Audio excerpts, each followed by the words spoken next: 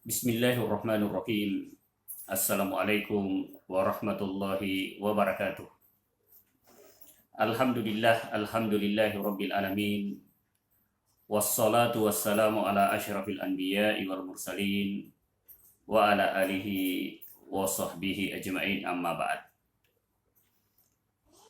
Anak-anakku, mahasiswa yang saya banggakan, pada kesempatan ini merupakan pertemuan perkuliahan kita yang kebetulan sistemnya harus online ataupun tidak seperti biasanya, yang mana biasanya perkuliahan kita tatap muka. Karena situasi dan kondisi di masa pandemi, sehingga kita harus menyampaikan perkuliahan melalui video ataupun melalui daring. Maka pada kesempatan ini saya akan menyampaikan tentang tema mengapa manusia bertuhan. Saya ulangi, mengapa manusia bertuhan. Bahwa ketika manusia mau diciptakan oleh Allah Subhanahu wa Ta'ala, terjadi dialog antara Allah Subhanahu wa Ta'ala dengan malaikatnya. Jadi manusia tercipta bukan dengan ungkapan kun fayakun, jadi maka jadilah. Tidak. Tetapi proses penciptaan manusia begitu panjang. Bahkan Allah Subhanahu wa Ta'ala menyampaikan kepada malaikat, wa idz qala rabbuka lil malaikati inni ja'ilun fil ardi khalifah. Jadi ketika Allah Subhanahu wa Ta'ala mau menciptakan manusia, ia menyampaikan kepada malaikat bahwa ia akan menciptakan khalifah di permukaan bumi ini, atau manusia di permukaan bumi ini. Tetapi malah malaikat mengatakan, untuk apa manusia diciptakan jika hanya untuk menumpahkan darah, membuat permasalahan, membuat kekacauan di permukaan bumi ini? Nahnu nusabbihu bihamdika. Kami ini selalu bertasbih dan selalu memujimu, wahai Allah. Olehnya itu, kami ini memujimu, kami ini bertasbih, kami ini menyembahmu, ya Allah. Untuk apa manusia diciptakan? Tetapi Masya Allah, Allah Subhanahu wa Ta'ala memberikan jaminan bahwa Allah Subhanahu wa Ta'ala mengetahuinya, sementara malaikat tidak mengetahui apa yang diketahui oleh Allah Subhanahu wa Ta'ala. Lalu pertanyaan tadi yang mengatakan bahwa mengapa manusia harus bertuhan, itulah tadi. Setelah kita melihat dari ayat ini, kita dapat memahami bahwa manusia ini merupakan ciptaan atau makhluk. Allah Subhanahu wa Ta'ala sebagai khaliq, sebagai pencipta. Maka antara makhluk dengan khaliq, itulah yang dimaksud dengan manusia beribadah, bertuhan kepada penciptanya. Dalam ayat lain disebutkan bahwa ketika manusia diciptakan, saya tidak akan membahas bagaimana proses manusia diciptakan, karena begitu panjang prosesnya yang terdapat dalam kitab Al-Qasasul Qur'ani, mana kitab ini sekitar 17 jilid. Di sana dibahas begitu panjang bagaimana proses manusia diciptakan yang tercipta dari tanah. Tetapi saya ingin menekankan bahwa setelah manusia tercipta, tertempah dari tanah, maka jadilah jasad itu. Setelah proses jasadnya sudah sempurna, lalu Allah Subhanahu wa Ta'ala meniupkan ruh kepada Nabi Adam selaku manusia pada masa itu. Maka terciptalah yang namanya manusia. Olehnya itu Allah Subhanahu wa Ta'ala di dalam Al-Quran menegaskan, laqad khalaqnal insana fi ahsani taqwim. Kata Allah Subhanahu wa Ta'ala, sungguh saya menciptakan manusia fi ahsani taqwim, dalam bentuk yang begitu sempurna. Dalam bentuk yang begitu sempurna. Apa maksud dan tujuan daripada Allah Subhanahu wa taala menyampaikan atau menegaskan ayat ini? Sungguh saya menciptakan manusia dalam bentuk yang begitu sempurna. Karena ini merupakan satu peringkat.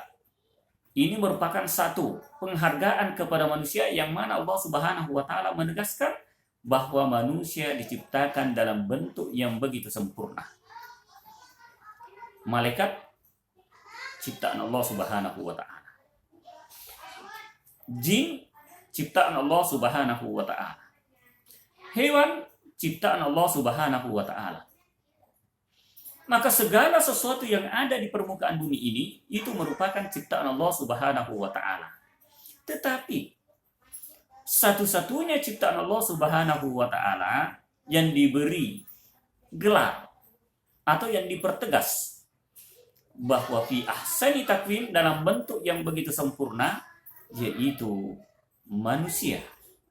Kita sebagai manusia, kita sebagai ciptaan yang paling sempurna. Kenapa? Karena sebagian menyebutkan bahwa malaikat merupakan ciptaan Allah Subhanahu wa taala, hewan merupakan ciptaan Allah Subhanahu wa taala, pepohonan merupakan ciptaan Allah Subhanahu wa taala, tapi mereka tidak mempunyai akal. Mereka tidak mempunyai akal. Manusia ada akalnya. Manusia ada akalnya. Manusia dipersenjatai dengan akal. Olehnya itu, karena adanya akal manusia itu, maka dipertegaslah oleh Allah Subhanahu wa taala fi ahsani takwim, dalam bentuk yang begitu sempurna karena adanya akal manusia. Maka dalam ayat lain dipertegas, wa ma khalaqtul jinna wal insa illa liya'budun. Tidaklah saya ciptakan jin dan manusia kecuali untuk menyembahku, kata Allah Subhanahu wa taala. Tidaklah saya ciptakan jin dan manusia kecuali untuk menyembahku, kata Allah Subhanahu wa taala. Nah, bahwa manusia diciptakan dalam bentuk yang begitu sempurna karena adanya akal manusia. Karena adanya akal manusia, itulah merupakan amanah, itulah merupakan beban. Kenapa manusia diperintahkan untuk menyembah Allah Subhanahu wa taala? Karena adanya akalnya. Kita bisa melihat dalam konsep fikih bahwa salah satu syarat untuk beribadah kepada Allah Subhanahu wa taala, dalam hal ini taklifinya, dibebankannya manusia untuk menyembah kepada Allah Subhanahu wa taala karena ia dalam keadaan berakal. Ia dalam keadaan sadar. Tapi meskipun ada akalnya, kalau ia tidak dalam keadaan sadar, maka ia tidak dituntut dalam bentuk taklifi untuk melakukan ibadah karena ia tidak dalam keadaan taklifi, dalam hal ini tidak sadar. Contoh orang gila. Adakah akalnya orang gila? Ada. Tetapi tidak berfungsi. Olehnya itu orang gila tidak dituntut untuk melakukan yang namanya ibadah karena ia tidak dalam keadaan taklifi. Lalu anak yang kecil belum balik, apakah ia dituntut untuk beribadah? Tidak.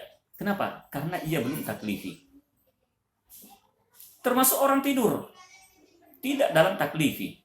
Olehnya itu, karena adanya akal manusia dan ia dalam keadaan sadar, maka Allah Subhanahu wa taala membebani atau dalam hal ini memberikan amanah sebagai manusia yang punya akal, dalam kurung fi ahsani takwim, maka ia dituntut untuk beribadah kepada Allah Subhanahu wa taala. Maka dalam hal ini dengan beribadahnya itu manusia, maka ia telah bertuhan kepada Allah Subhanahu wa taala karena ia mengabdikan dirinya sebagai hamba dan bertuhan kepada Allah Subhanahu wa taala sebagai khaliknya, sebagai penciptanya. Bertuhan merupakan satu akidah. Bertuhan merupakan satu akidah. Yang mana akidah ini bukan sebuah perbuatan, tetapi sesuatu yang ditancapkan dalam hati. Bukan perbuatan dalam bentuk ibadah seperti sholat, seperti puasa, seperti zakat, ataupun seperti haji. Tetapi akidah ini adalah suatu yang harus ditanamkan pada diri kita atau pada diri seseorang, yaitu berbentuk keimanan. Olehnya itu disebut dengan aqdun, yaitu ikatan. Makanya ketika seseorang mengatakan aqdus zawaji, artinya ikatan pernikahan. Olehnya itu, akidah ini sangat penting. Akidah ini sangat penting. Maka kalau dihubungkan dengan rukun Islam yang kelima, merupakan akidah adalah rukun yang pertama, yaitu syahadat. Asyhadu an la ilaha illallah wa asyhadu anna Muhammadar Rasulullah. Olehnya itu saya katakan tadi bahwa akidah ini merupakan bukan seperti perbuatan salat, puasa, zakat, haji, tetapi ini merupakan satu tuntutan yang wajib ditetapkan, yang wajib ditanamkan pada diri seseorang, pada hati seseorang, karena tergantung akidah pada orang itu. Bisa dibayangkan.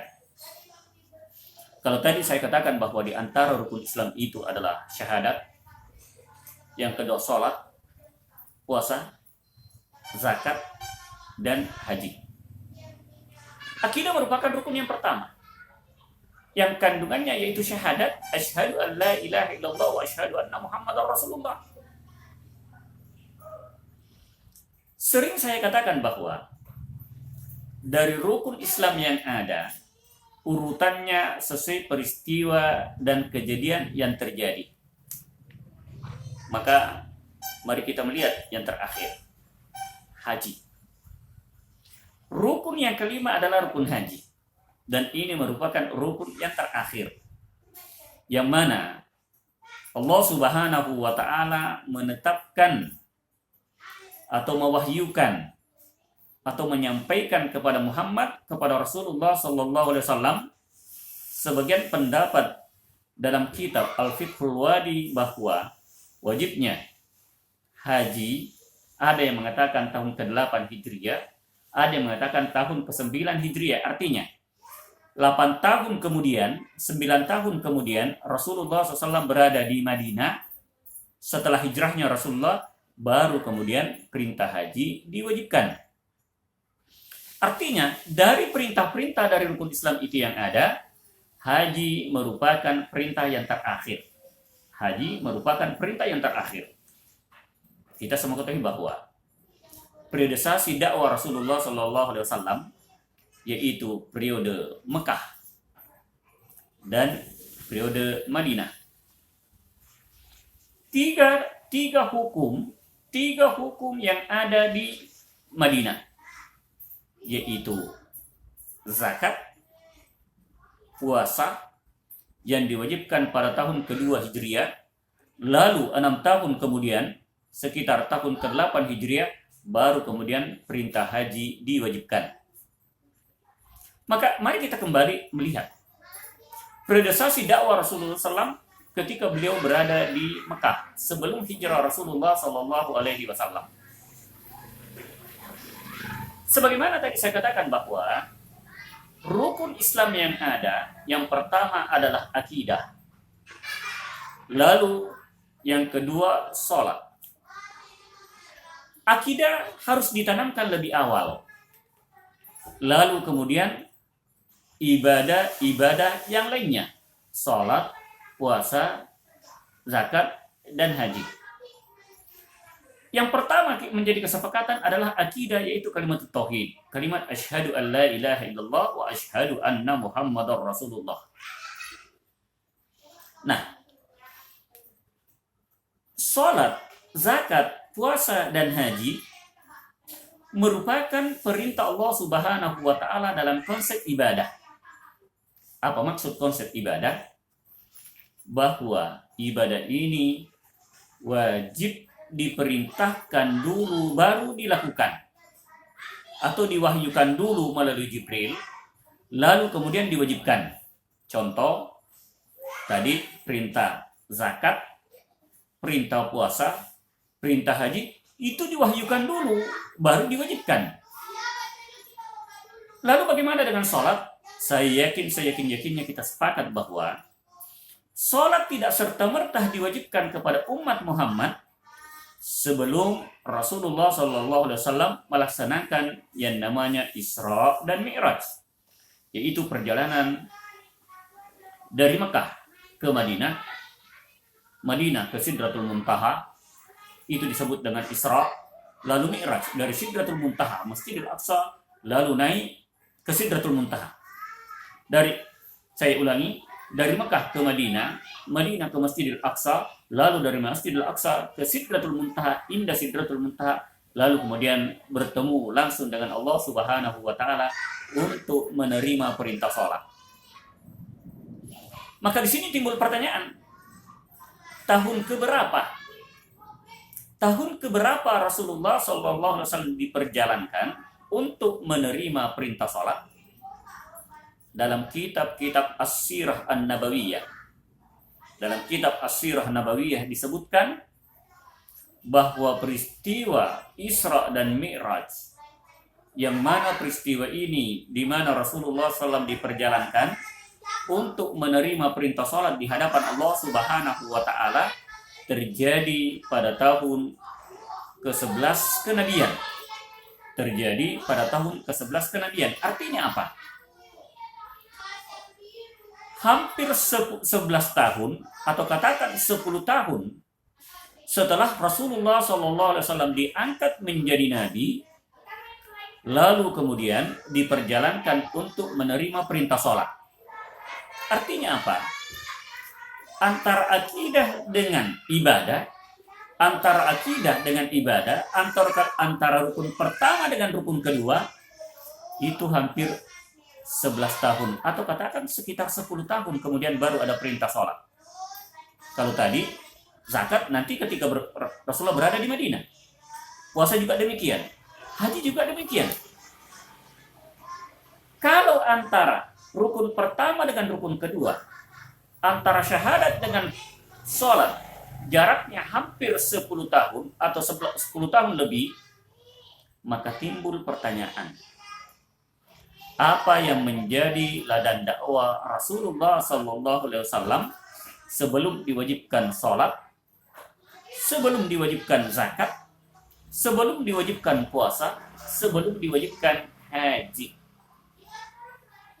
Jawabannya bahwa Rasulullah SAW berdakwah memperjuangkan kalimatut tauhid, li'ila'i kalimatut tauhid, yaitu Rasulullah SAW 10 tahun lebih memperjuangkan akidah, yaitu kalimat asyhadu an la ilaha illallah wa asyhadu anna Muhammadar Rasulullah.